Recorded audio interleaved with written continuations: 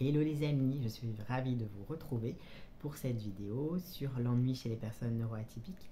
Alors avant de commencer, je voulais juste vous préciser que si vous voulez plus d'informations sur mon travail, vous pouvez lire la description sous mes vidéos, j'y ai mis toutes les informations.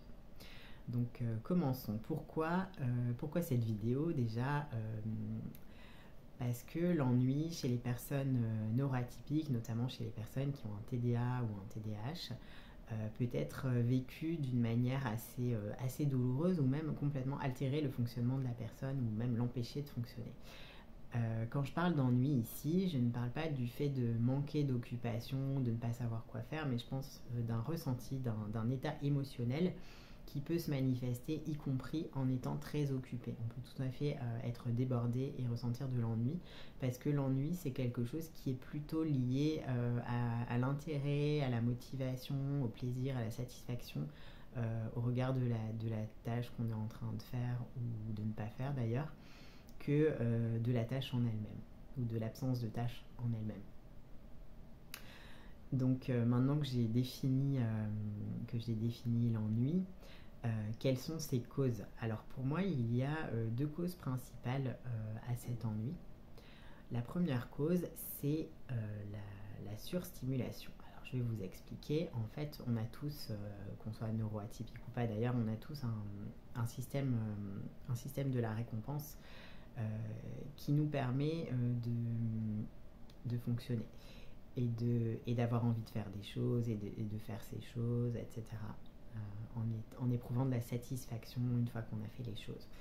Et en fait, quand on est neuroatypique notamment et qu'on fait certaines activités qui sont très stimulantes, cela va provoquer chez nous un pic de dopamine.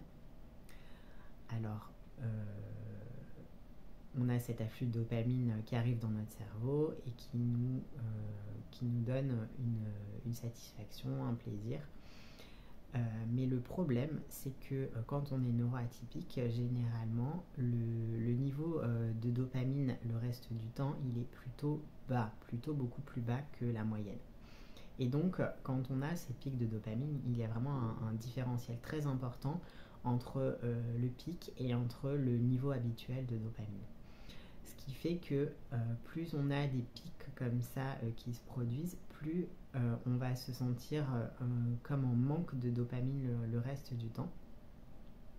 Et donc les activités qui provoquent un pic de dopamine vont nous paraître beaucoup plus attrayantes et à l'inverse, les activités habituelles, on va dire, comparativement, vont nous sembler très fades, très mornes et très dénuées d'intérêt. Et on va perdre complètement notre motivation, notre élan pour faire ces activités-là, ce qui fait que ça peut même provoquer des états dépressifs parfois chez certaines personnes. Alors quelles sont ces activités qui sont hyper stimulantes et qui créent des pics de dopamine? Alors souvent l'industrie au sens large est derrière ça, hein, mais pas toujours. Donc on peut parler des réseaux sociaux par exemple, qui sont vraiment conçus pour créer ces pics de dopamine avec les likes, les notifications, etc. On peut parler des aliments ultra transformés qui sont conçus également pour créer des pics de dopamine en associant sucre, gras et sel. On peut parler des jeux vidéo et puis aussi, donc il y a plein d'autres exemples hein, bien sûr, et puis aussi de comportements qui en soi ne sont pas conçus, enfin ne sont pas par nature hyper stimulants, mais qui peuvent le devenir parce que la manière dont on les exerce, enfin dont on les adopte, la manière dont on se positionne par rapport à ces comportements, j'ai du mal à trouver le verbe, mais vous comprenez ce que je veux dire, va faire qu'on va être aussi dans de la surstimulation. Donc ça peut être par exemple le travail pour certaines personnes, ça peut être aussi le sport. On peut en faire quelque chose d'hyper stimulant en fonction de la manière dont on s'y investit et de la manière dont on l'appréhende. Donc ce sont des exemples. Donc alors Alors il y a un autre revers, hein. Outre le fait que le reste va nous paraître fade, ce qui peut se produire également, c'est une forme d'accoutumance, ce qui fait qu'on va avoir de plus en plus besoin finalement de ces activités-là pour avoir le même pic de dopamine qu'au début. Donc là, on peut vraiment tomber facilement dans l'addiction, hein, parce qu'on va avoir besoin, voilà, de toujours plus de sport, de toujours plus de jeux vidéo, etc. Et on va complètement tomber dans une dépendance. Ça, c'est quelque chose qui peut se produire également. C'est une petite parenthèse parce que c'est pas exactement le sujet de la vidéo. Donc là, on a parlé de la surstimulation qui fait paraître le reste ennuyeux. Et maintenant, je vais aussi vous parler de la sous-stimulation parce que bien sûr, ce sont les deux revers d'une même médaille. Et de la même manière qu'une activité peut provoquer un pic de dopamine, une activité peut, même sans avoir par ailleurs des activités qui produisent des pics de dopamine, une activité peut être sous-stimulante pour une personne qui est neuroatypique et qui a besoin d'un certain niveau de stimulation. Et donc si cette activité n'est pas assez stimulante pour la personne ne va pas réussir à y trouver de l'intérêt, à trouver de la motivation pour cette activité et à s'y investir. Donc on a vraiment ces deux causes-là qui sont un binôme en fait qui est très cohérent finalement. Donc forcément, je vais passer aux solutions, mais vous me voyez déjà venir avec mes gros sabots et vous vous doutez bien qu'on va chercher à atteindre une forme d'équilibre pour avoir des niveaux de dopamine à peu près stables et pour avoir un niveau de stimulation assez stable. Donc on va chercher voilà, le juste milieu. Alors comment on va faire ça? Quels sont mes conseils? J'y viens tout de suite. Excusez-moi, j'ai un petit problème. Voilà, c'est bon. Alors, comment on va trouver le bon niveau de stimulation? Alors déjà, le bon niveau de stimulation, le niveau qui va nous permettre de fonctionner le mieux possible, qui est adapté pour nous, bien sûr, il est individuel et puis il peut aussi varier en fonction du temps. Donc vous allez être obligé de procéder par essai et erreur et de vous réajuster régulièrement et c'est tout à fait normal. Il n'y a pas de réponse toute faite qui va fonctionner pour tout le monde et il n'y a pas non plus de réponse qui va fonctionner pour vous pendant 30 ans d'affilée sans réajustement. Ça n'existe pas. Enfin, ça doit exister, mais ça doit être assez rare, je pense. Dans mon expérience, il y a toujours des réajustements à faire. Donc déjà, voilà, ne vous mettez pas la pression, ça peut prendre du temps de trouver le bon équilibre et c'est ok. Alors maintenant, le premier conseil, c'est de limiter les activités qui sont très stimulantes. Alors pour ça, vous allez sûrement avoir besoin de mettre en place des choses à l'extérieur qui vont vous permettre de vous modérer en quelque sorte parce que vous-même, vous avez envie de continuer, vous avez envie de plonger dans ces activités sans limite finalement. Et c'est normal. Donc, par exemple, pour les réseaux sociaux, vous avez maintenant sur les téléphones des applications qui permettent de mettre une limite de temps aux réseaux sociaux. Vous pouvez vous reposer là-dessus.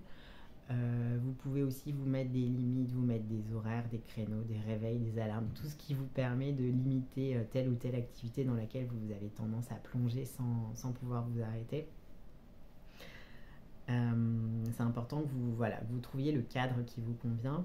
Je vous conseille donc aussi par exemple d'avoir une montre ou une horloge chez vous pour ne pas être obligé de prendre votre téléphone à chaque fois que vous voulez voir l'heure et de désactiver les notifications qui ne sont pas essentielles pour pas tout le temps être tenté, voilà, encore une fois, d'aller sur votre téléphone parce que quand même, je pense que le téléphone c'est souvent comme on peut à la fois y jouer et à la fois y aller sur les réseaux sociaux, etc., c'est quand même quelque chose qui est un peu au centre, en tout cas actuellement pour la plupart des gens, de cette hyperstimulation.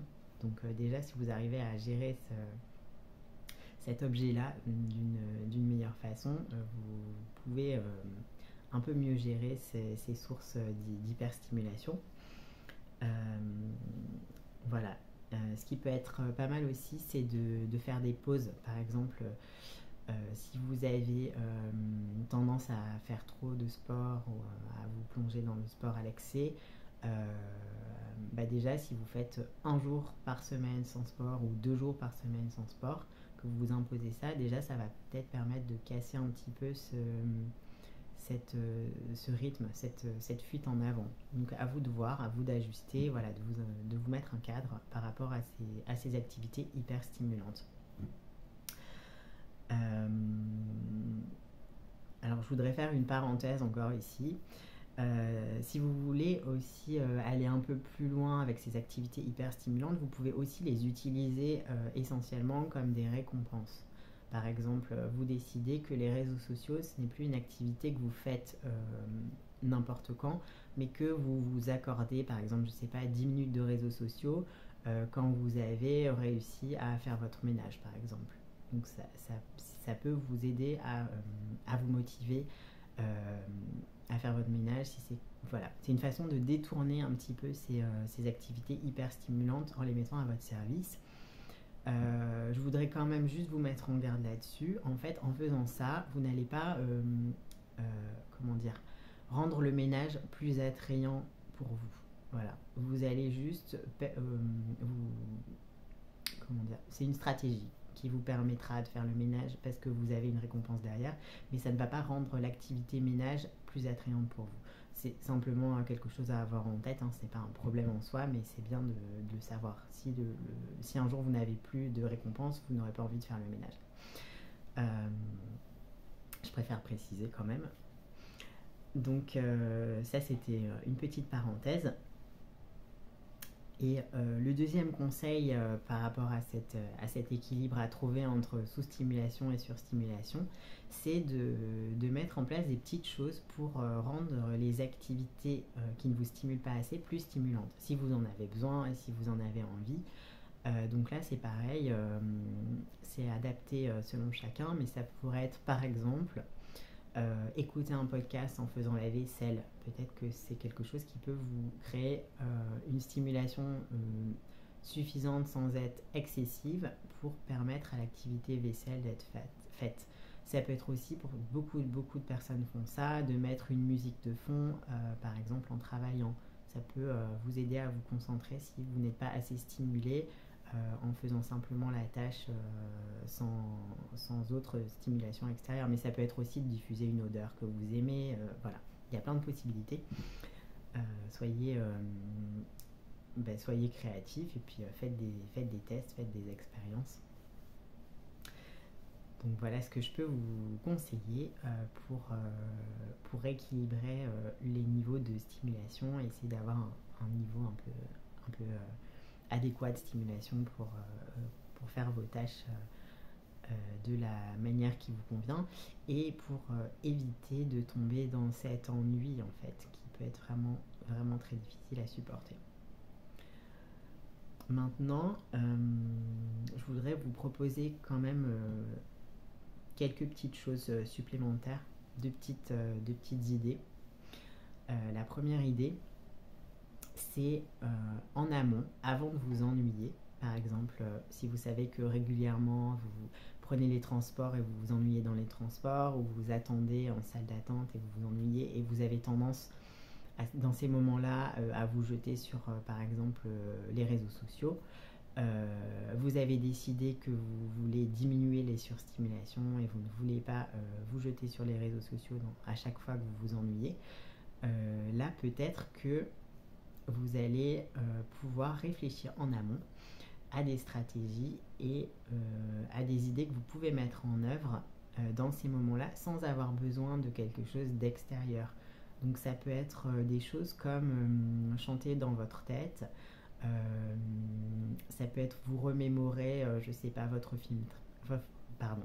film préféré.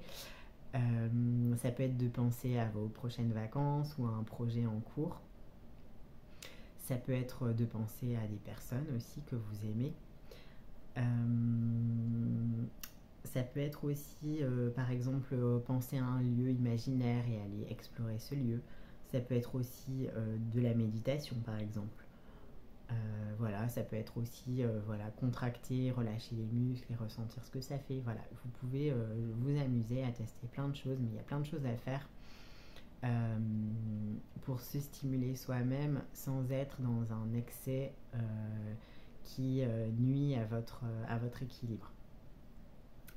Et l'autre piste que je voulais vous proposer, c'est dans les moments où vous ressentez de l'ennui et où vous n'arrivez pas à trouver par exemple une activité qui vous motive parce que peu importe la raison, c'est de profiter de ces moments-là pour lâcher le contrôle et laisser la vie prendre le relais. Alors, qu'est-ce que je veux dire par là? Concrètement, je veux dire que dans ces moments-là, si vous restez calme, en fait, si vous simplement arrêtez de chercher des choses à faire, des idées, ou si vous arrêtez de vous apitoyer sur votre sort parce que vous souffrez, si vous arrêtez de vous culpabiliser parce que pour X ou Y raison, si vous êtes simplement calme, et si vous essayez simplement d'arrêter d'essayer justement, et bien en restant calme, au bout d'un moment il va forcément se passer quelque chose. Donc il va forcément y avoir, je sais pas, le téléphone qui sonne, ou alors un élan à l'intérieur de vous, vous allez avoir envie de quelque chose. Il y a quelque chose qui va se passer, forcément. Vous n'allez pas rester comme ça, immobile pendant 45 heures d'affilée, ça n'est pas possible. La vie va se manifester et va vous faire des propositions, que ce soit à l'intérieur ou à l'extérieur de vous. Donc je vous invite à expérimenter ça. La prochaine fois que vous vivez cet ennui et que vous le vivez pas forcément très bien, c'est de tester cette idée-là. Hein, c'est une idée. Comment je peux finalement profiter de ce moment pour m'ouvrir à la vie et m'ouvrir aux possibilités offertes par l'expérience quand j'arrête de chercher à contrôler les choses et de trouver des solutions et de tout maîtriser. Voilà, j'espère que cette vidéo vous aura plu et je vous dis à bientôt. Je vous embrasse.